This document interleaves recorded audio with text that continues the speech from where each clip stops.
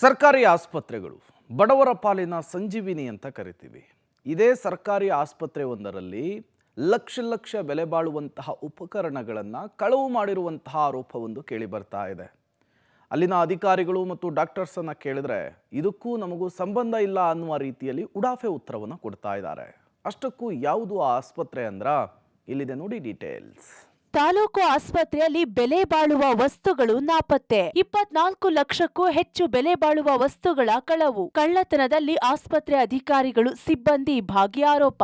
ಹೌದು, ಹಾಸನ ಜಿಲ್ಲೆ ಬೇಲೂರಿನ ತಾಲೂಕು ಆಸ್ಪತ್ರೆಯಲ್ಲಿ 24 ಲಕ್ಷಕ್ಕೂ ಹೆಚ್ಚು ಬೆಲೆ ಬಾಳುವ ವಸ್ತುಗಳು ಕಳವು ಆರೋಪ ಕೇಳಿಬಂದಿದೆ.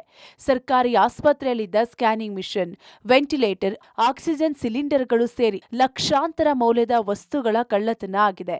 ಈ ಕಳ್ಳತನದ ಹಿಂದೆ ಆಸ್ಪತ್ರೆಯ ಅಧಿಕಾರಿಗಳು, ಸಿಬ್ಬಂದಿ ಹಾಗೂ ಖಾಸಗಿ ಆಂಬ್ಯುಲೆನ್ಸ್ ಚಾಲಕ ಸೇರಿದಂತೆ ದೊಡ್ಡ ಜಾಲವೇ ಇದೆ ಎಂಬುದು ಮೇಲ್ನೋಟಕ್ಕೆ ಕಂಡುಬಂದಿದೆ. ಈ ತಾಲೂಕು ಆಸ್ಪತ್ರೆಗೆ ಹಂತ ಹಂತವಾಗಿ ಎಲ್ಲಾ ರೀತಿಯ ಸೌಲಭ್ಯಗಳನ್ನು ಒದಗಿಸಲಾಗುತ್ತಿದೆ. ಇಲ್ಲಿಗೆ ಹೆಚ್ಚಿನ ಸಂಖ್ಯೆಯಲ್ಲಿ ರೋಗಿಗಳು ಹಾಗೂ ಗರ್ಭಿಣಿಯರು ಆಗಮಿಸುವ ಹಿನ್ನೆಲೆ ಸ್ಕ್ಯಾನಿಂಗ್ ಮೆಷಿನ್, ವೆಂಟಿಲೇಟರ್ಗಳನ್ನು ಕಳೆದ 2 ವರ್ಷಗಳ ಹಿಂದೆ ಖರೀದಿ ಮಾಡಲಾಗಿತ್ತು. ಆದರೆ ಇದಕ್ಕೆ ಸಂಬಂಧಪಟ್ಟ ವೈದ್ಯರು ಹಾಗೂ ಸಿಬ್ಬಂದಿ ಕೊರತೆ ಇದ್ದು ಹೊಸದಾಗಿ ನೇಮಕ ಮಾಡಲು ಡಿಎಚ್ಒ ಆಸ್ಪತ್ರೆಗೆ ಭೇಟಿ ನೀಡಿ ಪರಿಶೀಲನೆ ವೇಳೆ ವಸ್ತುಗಳು ಕಳುವಾಗಿರುವುದು ಕಂಡುಬಂದಿದೆ. ಕೂಡಲೇ ಸಿಸಿಟಿವಿ ಪರಿಶೀಲನೆ ನಡೆಸಿದ್ದು ಆಸ್ಪತ್ರೆಯ ಸಿಬ್ಬಂದಿ ಪ್ರದೀಪ್ ಹಾಗೂ ಖಾಸಗಿ ಆಸ್ಪತ್ರೆ ಚಾಲಕ ಸೂಫಿಯಾನ್ ಸ್ಕ್ಯಾನಿಂಗ್ ಮಿಷನ್ ತೆಗೆದುಕೊಂಡು ಹೋಗುತ್ತಿರುವುದು ಬೆಳಕಿಗೆ ಬಂದಿದೆ. ಕೊರೋನಾ ಸಂದರ್ಭದಲ್ಲಿ ಹೆಚ್ಚುವರಿಯಾಗಿ ಕೊಡಲಾಗಿದ್ದ ಆಕ್ಸಿಜನ್ ಸಿಲಿಂಡರ್ಗಳು ಸಹ ಕಳುವಾಗಿರುವುದು ಅಧಿಕಾರಿಗಳ ಭೇಟಿ ವೇಳೆ ಬಯಲಾಗಿದೆ.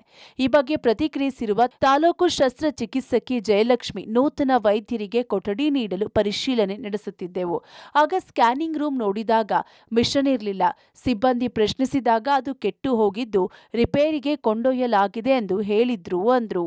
ಸ್ಕ್ಯಾನಿಂಗ್ ರೂಮ್ ಅನ್ನು ನಮ್ಮ ಇವರಿಗೆ ಜೂನಿಯರ್ ಡಾಕ್ಟರ್ಸ್ ಬರ್ತಾರಲ್ಲ ಅವರಿಗೋಸ್ಕರ ಒಂದು ರೂಮ್ ಇರ್ಲಿಕ್ಕೆ ಅಂತ ಅಲ್ಲಿ ನಮ್ಮಲ್ಲಿ ಸ್ಕ್ಯಾನಿಂಗ್ ಡಾಕ್ಟರ್ ಇಲ್ಲಲ್ಲ, ಸೊ ಹಾಗಾಗಿ ಅಲ್ಲಿ ಅವ್ರಿಗೆ ಇರ್ಲಿಕ್ಕೆ ಅಂತ ವ್ಯವಸ್ಥೆ ಮಾಡಿಕೊಟ್ಟಿದ್ವಿ.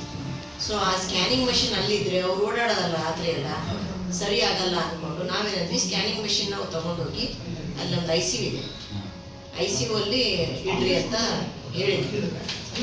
ಅದು ಏನಾಗಿದೆ ಅಂದ್ರೆ ICU ಅಲ್ಲಿ ಇಡಕ್ ಹೋಗಿದ್ದಾನೆ, ಅದು ಬೀಗ ಇಲ್ಲ ಅಂದ್ಕೊಂಡು ಮತ್ತೆ ಇಡಕ್ಕಾಗಲ್ಲ ಅಂದ್ಕೊಂಡು ಅವ್ರ ಮನೆಗೆ ಹೋಗಿದ್ವಿ. ಒಟ್ನಲ್ಲಿ ತಾಲೂಕು ಆಸ್ಪತ್ರೆಗೆ ಬರುವ ರೋಗಿಗಳಿಗೆ ಎಲ್ಲಾ ರೀತಿಯ ಸೌಲಭ್ಯಗಳನ್ನ ಸರ್ಕಾರ ಒದಗಿಸುತ್ತಿದ್ರು. ಹಣದಾಸೆಗೆ ಅಲ್ಲಿನ ಸಿಬ್ಬಂದಿ ಕಳ್ಳತನ ಮಾಡಿ ಹಣದ ದಂಧೆ ನಡೆಸುತ್ತಿರೋದು ಮೇಲ್ನೋಟಕ್ಕೆ ಕಂಡುಬಂದಿದ್ದು ಸೂಕ್ತ ತನಿಖೆ ನಡೆಸಿ ಇದರ ಹಿಂದಿರುವ ಕಾಣದ ಕೈಗಳಿಗೆ ತಕ್ಕ ಶಾಸ್ತಿ ಮಾಡಬೇಕಾಗಿದೆ. Shashidhar BC, public TV, Hassan.